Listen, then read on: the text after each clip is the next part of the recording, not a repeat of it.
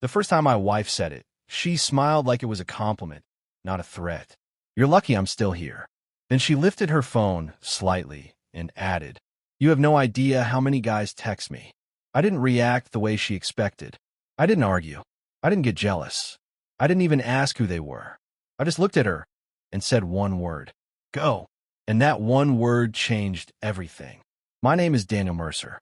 I lived in Westport, Connecticut, in a house that looked perfect from the outside. Glass walls, clean design, 2 expensive cars in the driveway, and a marriage that had quietly stopped feeling like a marriage. My wife, Vivian Ashford, was the kind of woman people noticed instantly. Elegant, confident, always composed. The type of woman who could walk into a room and make people feel like they needed her approval. I used to admire that.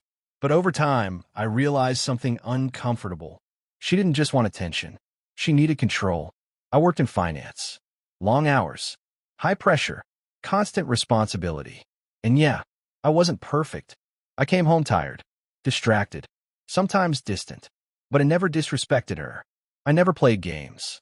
And I definitely never tried to make her feel replaceable. She did. That night wasn't even a big fight. That's what made it worse. It started small. "You're late." "I know. You didn't text." My phone died. Normal conversation, but the tone was off. Then came the real reason. "I had 3 men message me today." I paused. "Okay, and they're interested." She smiled slightly. "And honestly, you should feel lucky." That's when she said it. "You're lucky I'm still here. You have no idea how many guys text me." Now, let me ask you something real quick. If someone you love tries to make you feel replaceable, do you fight for them, or do you step back and let them go? Because in that moment, I realized something. She wasn't telling me the truth. She was testing my fear. She wanted to see if I'd panic, if I'd compete, if I'd try harder to keep her. But I didn't. I said go, and for the first time, she didn't have control of the situation anymore. The next few days were strange. She became nicer, softer, more attentive, texting me during the day, laughing more, acting like nothing happened. And that's when it hit me. That wasn't love. That was strategy. A few days later, I got a message. Unknown number. One sentence. "You should ask your wife about Ethan." That's it. No explanation. No context. Just a name. When I got home, she was sitting outside with wine like everything was perfect. I sat down and asked calmly, "Who's Ethan?" And in that tiny moment, her face changed, just for a second. But that second told me everything. At first, she denied it. Just a client. Then, just messages. Then, it wasn't serious. And finally, it happened once.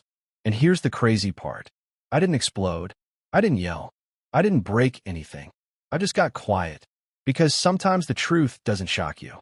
It confirms what you already felt. She said it was because she felt unseen, that I was distant, that I stopped choosing her. And maybe part of that was true. But here's the difference. Feeling lonely doesn't justify betrayal. And feeling ignored doesn't give you the right to humiliate your partner. We tried talking, real talking, for the first time in a long time, about everything. The distance, the ego, the silence, the need for validation. And for a moment, it almost felt like we could fix it. But then she said something that changed everything again. "I need to know you still want this." And I realized I didn't. Not like before. Not after everything. Not after the disrespect. So let me ask you something else. At what point do you stop trying to fix something and accept that it's already broken? After that, everything became practical. Lawyers, finals, separate spaces. No big dramatic ending. Just 2 people slowly stepping out of something that used to matter. Here's what hurt the most. It wasn't the other guy. It wasn't even the betrayal. It was realizing she expected me to fight for her after she disrespected me. She expected jealousy, to prove love. Months later, we saw each other again. At an event. Short conversation. Polite. Distant. And she said something I'll never forget. "I didn't think you'd actually let me go." And that's when I understood everything. She never wanted to leave. She wanted control. She wanted reassurance. She wanted to feel powerful. And when I refused to play that game, the relationship had nothing left to stand on. Here's the truth most people don't want to hear. Love doesn't survive on fear. It doesn't survive on jealousy. And it definitely doesn't survive on disrespect. Sometimes, the strongest move you can make is not chasing, not arguing, not proving your worth, but simply saying, go. The truth is, the story didn't end when I said go. That was just the moment everything started collapsing. After that night, we didn't scream. We didn't fight. We just became quiet. And sometimes, silence is more dangerous than shouting. Vivian started acting normal again. Too normal. Good morning texts. Casual smiles. Light conversations. Like she would try to rewind time. But once you see something clearly, you can't unsee it. I started noticing patterns I had ignored for years. The way she would test me. The way she would push, then pull back. The way she needed reassurance, but refused to give it. And then something else happened. Something I didn't expect. She started getting nervous. Not about losing me. About losing control. One night, she walked into the guest room where I had started sleeping. No actitud. No ego. Just calm. Are we really doing this? I looked at her, and for a second, I saw the version of her I used to love. Not the confident version. Not the sharp version. The real one. I don't know, I said. She sat down slowly. You're acting like everything is over. I didn't answer immediately, because I wasn't angry anymore. And that's what scared her the most. You don't even care? She asked. That question always sounds simple. But it's never simple. Because what she really meant was, why aren't you reacting the way I expected? I do care, I said. But I'm not going to compete with other men for my own wife. That hit her. Hard. You're twisting this, she said. It wasn't like that. It was exactly like that. Silence. Then she said something that revealed everything. I just wanted to feel wanted again. And, for the first time, I didn't argue, because I understood it. But understanding something doesn't mean you accept it. You could have talked to me, I said. I tried, she replied. Not like that, I said. You tested me instead of trusting me. And that's where most relationships break. Not because of one big mistake, but because of repeated, small manipulations. Days turned into weeks. We stopped eating together, stopped sharing routines, stopped pretending, and slowly, we became strangers living in the same house. Then came a moment that changed everything for good. I checked our joint account, not because I didn't trust her, but because something fell off. There were multiple transfers, large ones, from our shared account to her private business account. No discussion, no mention, just quiet movement of money. I confronted her that night. What is this? It's my business, she said. Not from our joint account. I contribute too, she snapped. That's not the point. No, she said, stepping closer. The point is, you only care now because you're losing control. There was again. Control. People say that word when they don't want to say accountability. This isn't about control, I said.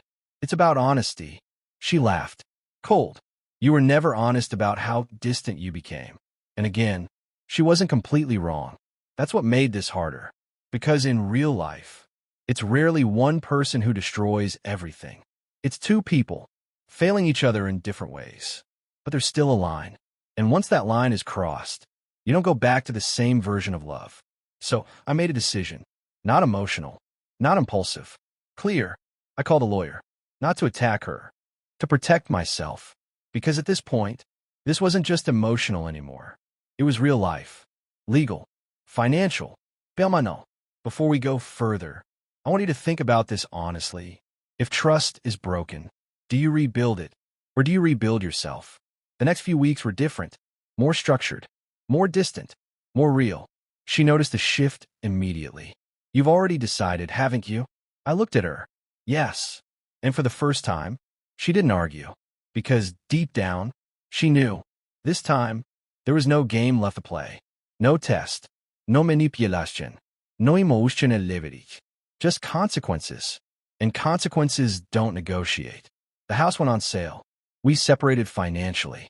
We divided everything like two professionals ending a contract. No drama. Just reality. Months later, I saw her again. Different place. Different energy. And she said something quietly. I didn't think you'd actually walk away. And that's when I understood the final truth. She never expected me to choose myself. Because for years, I didn't. And maybe that was my biggest mistake. Not the distance, not the silence, but staying too long in something that stopped respecting me. If you're still here, I want you to answer this in the comments. Would you have stayed and tried again? Or walked away the moment respect disappeared? Because sometimes love isn't about holding on. Sometimes it's about knowing when to let go.